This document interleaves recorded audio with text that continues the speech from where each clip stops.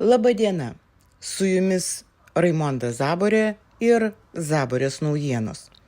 Naujasis žemės ūkio ministras Kęstutis Mažeika pripažino tai, apie ką buvo labai ilgai tylima.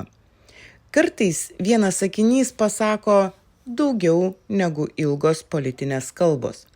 Laidoje Neviešas interesas Vladimiras Laučius Kęstučiui Mažeikai uždavė labai svarbų klausimą. Ar geopolitinių rizikų kontekste valstybė pakankamai kontroliuoja, kas supirkinėja Lietuvos žemės ūkio paskirties žemę? Ir šį kartą Kęstutis Mažeika pasakė tai, ką jau seniai kartoju savo laidose. Jis pripažino, kad 500 hektarų ribojimo įstatymas paprastam žmogui yra aiškus, tačiau įmonėms šis saugiklis yra lengvai apeinamas. Štai čia ir yra esmė. Problema egzistuoja, žemės įsigijimo saugikliai neveikia taip, kaip turėtų veikti. Vieniems paprastiems žmonėms, šeimos ūkiams, vietos ūkininkams galioja ribojimai, o įmonėms, kurios turi konsultantus, teisininkus, sukuria schemas ir tuos pačius galiojančius žemės ribojimus apeina, koncentruodami 10 000 hektarų. Ir tai nėra tik žemės ūkio klausimas. Tai klausimas apie tai, kas iš tikrųjų valdo ir ateityje valdys Lietuvą. Kas valdo mūsų žemę? Kas kaupia miškus, kontroliuoja ežerus, upes, kraštovaizdį, regionų ateitį? Žemė, miškai, vanduo nėra paprastos prekės. Tai mūsų valstybės pagrindas. Tai mūsų vaikų ir ateities kartų turtas. Siūlau dabar paklausyti žemės ūkio ministro Kęstučio Mažeikos pasisakymo. Viena geopolitinių rizikų sritis, ar valstybė jūsų akimis pakankamai kontroliuoja, kas superka Lietuvoje žemės ūkio paskirties žemę? Taip, čia iššūkis yra didelis ir turbūt turim du dalykus, tai pirkti žemę yra įstatymas, lygtais atrodytų paprastiems mirtingiesiems, jums ar man, tai tas 500 hektarų ir turbūt kažkokių kitokių variantų neįsivaizduojam, bet pasirodo, kad įmonėms tai yra lengvai apeinamas saugiklis. Ir vyksta tie dalykai, matom, ir čia yra parlamento valia.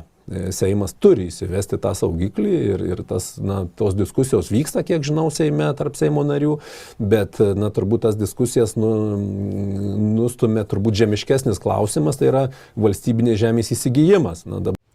Jeigu šie ištekliai tyliai koncentruojami už įmonių pavadinimų, fondų, susijusių asmenų ir sunkiai atsekamų struktūrų, visuomenė praranda teisę suprasti, kas iš tikrųjų valdo Lietuvos teritoriją. O kai visuomenė nebežino, kas valdo teritoriją, valstybė tampa silpnesnė. Ši problema tęsiasi ne vienerius metus. Nuo įstojimo į ES buvo sukurta tokia paramos ir investicijų sistema, kurioje tas, kas turi daugiau žemės, dažnai turi ir daugiau galimybių gauti paramą, investuoti, plėstis ir dar labiau stiprėti. Tuo metu regionų žmonės, smulkesni ir vidutiniai ūkiai, nebegalėdami konkuruoti su tokia koncentracijos logika, traukiasi iš gamybos, parduoda žemę, o ją vėl perima tie patys stambieji žemvaldžiai arba su jais susijusios struktūros. Ir tada susidaro uždaras ratas. Daugiau žemės, daugiau paramos. Daugiau paramos, daugiau galios. Daugiau galios, daugiau galimybių pirkti dar daugiau žemės. O įstatymo saugikliai lieka tik popieriuje. Būtent todėl šis Kęstučio Mažeikos pripažinimas yra svarbus. Bet kartu jis kelia dar rimtesnį klausimą. Kęstutis Mažeika politikoje nėra naujas žmogus. Jis politikoje jau daug metų. Buvo Seimo narys, buvo ministras, dirbo politinėje aplinkoje, kuri puikiai žinojo žemės koncentracijos problemą. Jis buvo partijoje, kurioje didelę įtaką turėjo vienas didžiausių Lietuvos žemvaldžių Ramūnas Karbauskis. Todėl šiandien negalima teigti, jog problema tarsi paaiškėjo tik dabar. Tai buvo žinoma seniai. Apie tai buvo kalbama seniai.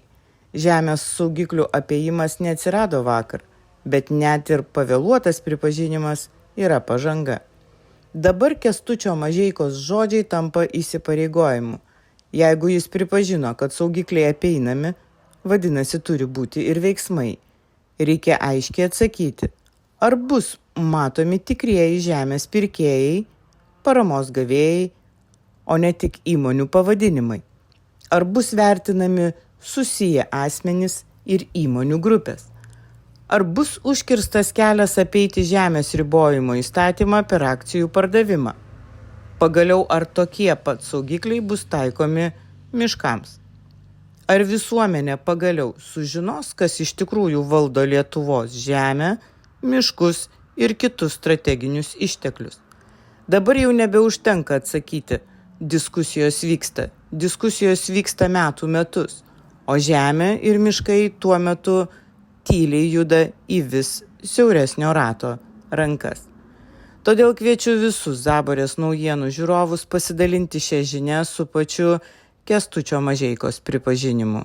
Mūsų valstybėje yra įstatymai, bet jie apeinami oficialiai. Saugikliai yra, bet jie neveikia. Viešumas turi įpareigoti ne tik Kęstutį Mažeiką, bet ir visus politikus dirbti dėl bendro Lietuvos intereso. Jeigu išklausėte iki pabaigos, paspauskite patinka, parašykite komentarą ir pasidalinkite su draugais. Mes visi galime daryti pokytį ir padarysime dėl Lietuvos žemės, miškų, regionų, dėl vaikų, kuriems turime palikti stiprią, skaidrę ir savo turtą saugančią bei valdančią valstybę. Ačiū, kad esate. Iki kitų susitikimų. Netrukus pamatysite naują intriguojantį interviu apie laukinius gyvūnus, keistai besielgiančius aplinkosaugininkus bei keistus interesus.